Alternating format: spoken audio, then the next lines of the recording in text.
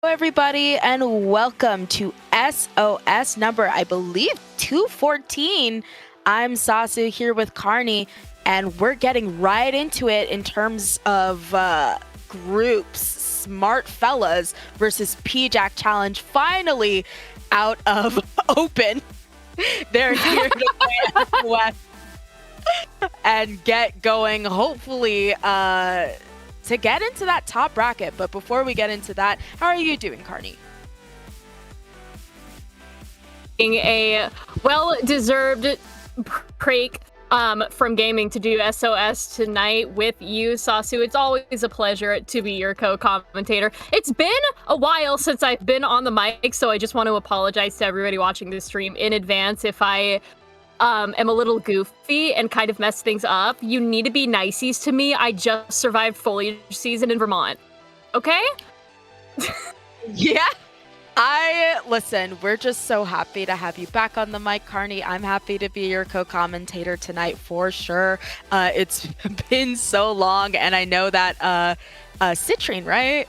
Yes. Is also probably like cheering you on as well. But I think ultimately we're gonna have a great time looking at both of these teams and seeing how they're gonna do on Mako Mart zones. Mako Mart zones, one of, dare I say, the classic zones maps for the tournament seed nowadays, followed by Museum de Alfonsino. I believe it is tower control. And following that up, perhaps with, if you know it, I'm gonna say it, my favorite map mode combination of all time. Let's give it up for Mahi Mahi zones. Mahi Mahi zones now. This ain't a regular SOS, or rather it is, but you might be used to that play all three. Of course, it is going to be best of three instead, but we're getting right into it. Taking a look at these loadouts. Very interesting comp out of pjackk Challenge. Of course, you have this golden dynamo. You have no cooler, Explo. Just a lot happening, and as you can see, a lot has happened with two people going down on either side.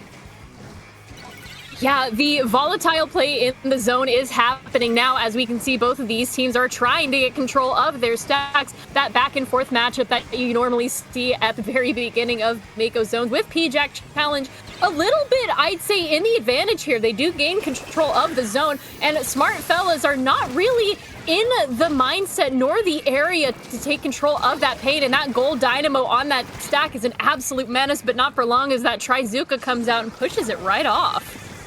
Yeah, not to mention you have these missiles, of course, displacing Cursed, forcing them to drop on that bottom right, giving the zone to Smart Fellas. Ultimately, one of them goes down. That's going to be the shot that we saw coming out with those Zukas earlier on. But it seems as though they weren't able to really get a steady hold there. There's Cursed really interestingly doing those vertical swings, but we saw that they were able to get a pick with it, so it's working out for them. Those chumps come out as well to put a little bit of pressure. Jollybird just sort of ledging there, waiting to see if they can get that pick on Curse. Not quite going to happen in this 1v1 happening here. Three of the members down for pjackk Challenge, so it looks as though that hold way over, and Smart Fellas likely going to be taking the lead here. Absolutely, and we can see Jollybird here trying to threaten that flush, not really getting much of anywhere here as pjackk Challenge is already back into the zone with Smart Fellas losing control. pjackk Challenge ends up getting 2 down, and the zone is still in the yellow favor as that triple splashdown goes down. Not really doing much here, but Smart Fellas managed to take control of the zone as we can see here, and they're not ready for the penalty points yet. Yeah, you see just how quickly they've just gone through all of those points. They're already at 20. Jollybird getting this Zuka shot. All of these chumps happening in the zone. They just shoot them down like no issue. We're in those single digits, and despite that hammer, it is going to be just beamed down with a very decisive win here for Smart Fellas. It seems as though they've done a really strong job outsmarting pjackk Challenge, and I have to wonder if after a decisive game like this, we maybe see more conventional comps out of pjackk Challenge. I'm kind of wondering the same thing, honestly, though that gold dynamo was really holding its own there on that stack for a while. It was unfortunately pushed off and just kind of shoved away for what it's worth. And we are going to be moving on to actually Museum Clam Blitz. We made a mistake in the little diagram there, in the little display. We're clamming it up in Clamtown next, but like you said, excited to see maybe a comp change, perhaps. If not, then I'm excited to see that gold dynamo coming back, because I really do love the dynamo players. Shout out to anybody who plays dynamo and like is actually good at it, because I tried it and oh god, it's so slow. I don't understand how it works. Might be why I lose to the dynamo 90% of the time that I play against it, but we don't go there. Yeah, I think it takes a special type of player to be able to play Dynamo, but I will also mention that I wouldn't be surprised if pjackk Challenge, what they were running, was very stage and mode specific. You do have that Dynamo, which is extremely threatening on a place like Mako Mart, where you can just have this huge wave of ink, making it so it displaces anyone who's standing on a stack. Of course, you have that paintbrush, really good AoE, and I wouldn't be surprised if they instead came to this next stage and mode with a comp that is more useful on a clam blitz. Like, I think, for example, special-wise, we might be seeing a crab, because crabbing on that center spinner can be so powerful when your team is trying to push towards that basket, or something to that extent. I think Museum Delfonsino, really good stage for chargers as well. So perhaps this is what pjackk Challenge just runs in terms of all of the players, but we'll see if we have some changes that are just more specific to the fact that we will be changing over to clams. I hope we see a crab. I love playing crab on Museum de Alfonsino, because like you said, really you can just kind of park it anywhere and have it be useful, as long as it's shooting in the opposite direction of your basket.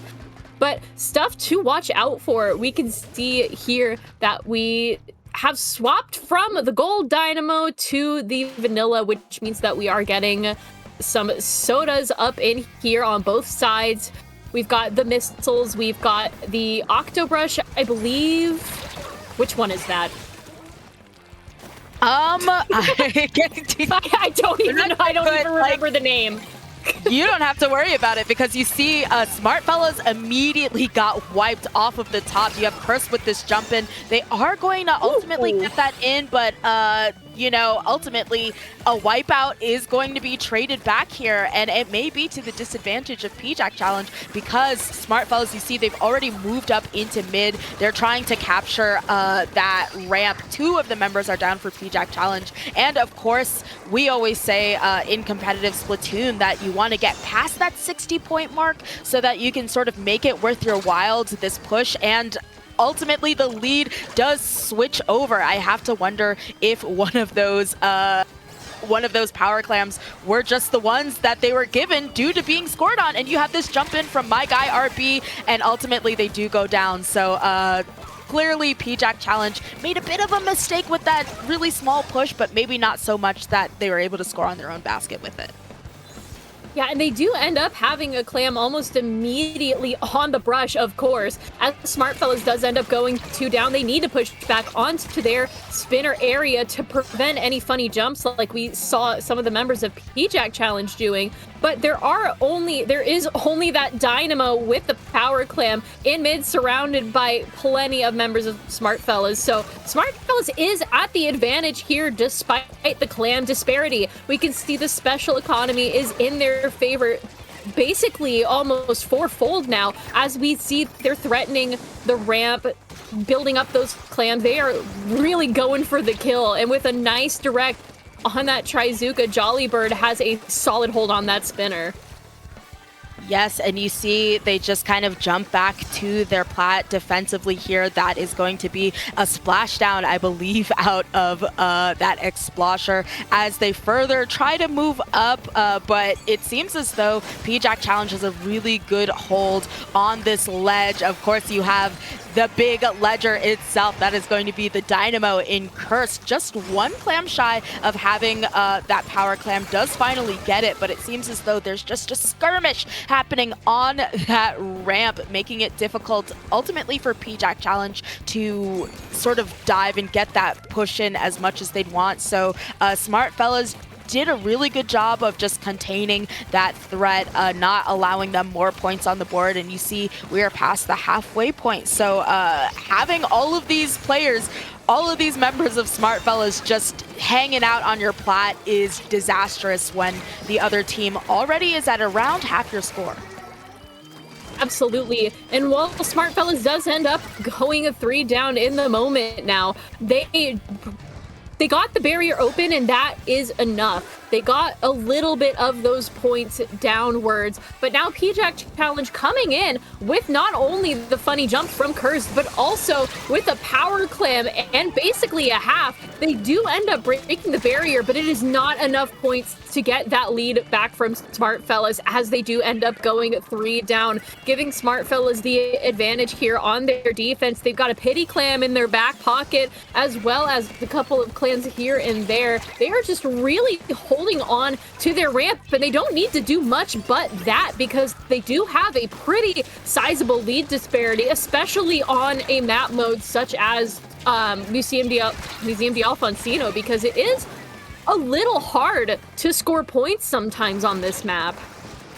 Yes, you have just about 2 entry points, but the issue is if you have a team really diligently watching both of those, it can just be so difficult to push in here. And right now, the pressure is going to be on pjackk Challenge. Wyvern getting that cooler for their team, getting ready for this push, because it seems as though we saw them working defensively, but despite the fact that there are just 30 seconds left and they're down to 42, they are playing for keeps, trying to get that basket open so that they can just end it, not trigger any sort of OT. But 2 members going to go down on either side. You have my guy, RB, on that left, checking for anyone. It is going to be Zaire in a 1v1, ultimately ending in a trade here. So it's just 14 seconds. And honestly, this isn't necessarily an insurmountable sort of push happening here, especially because the Dynamo currently has this power clam as well as a cooler, but they are too late. And in the meantime, one of the members of Smart Fellas was able to outsmart them and sneak to their basket, busting it open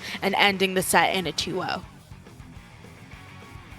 And honestly, that is exactly what you want to do. You do not want to give the opposing team an overtime win, especially like even in the early matches of these groups stages. It was just Smart Fellas got the advantage early on, held it as much as they could, and really they did shut down quite a few pushes that pjackk Challenge were trying to do on that map, especially with Curse just being an absolute menace on the funny box, on the jump, trying to get that clam into that basket, but dropping it immediately after.